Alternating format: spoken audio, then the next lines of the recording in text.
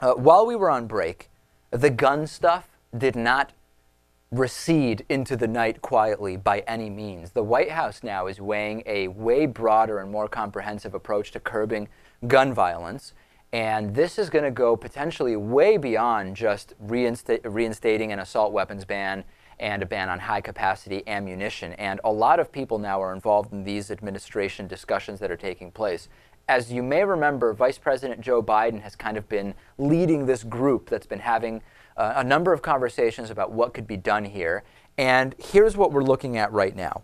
Universal background checks for firearm buyers, tracking the movement and sale of weapons through a national database, strengthening mental health checks, stiffening penalties for carrying guns near schools or giving them to minors. Now, we've gone through a lot of the myths surrounding gun ownership, and one of them is that an assault weapons ban would affect the majority of gun-related homicides, because as we know, most of them are committed with guns that would not be banned by assault weapons bans. Right.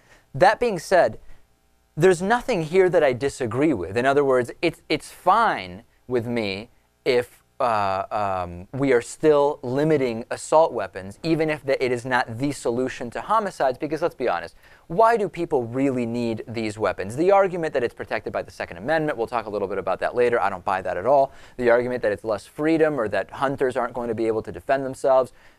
We've heard I've gotten countless emails from gun owners saying there is no real reason to say I need an assault weapon with 30-round clips. It just doesn't exist.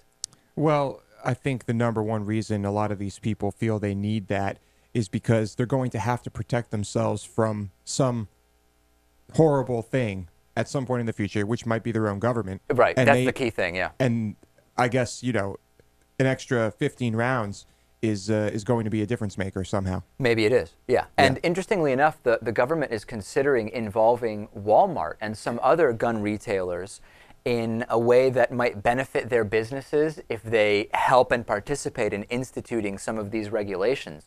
So that's pretty fascinating to me, because typically you think of Walmart as the place where you just go, and the same way that you pick up, Swiffer wipes, you pick up a rifle, right? So it would be interesting to me if Vice President Biden's group is able to use some of the big businesses that sell these weapons to the advantage of gun regulation.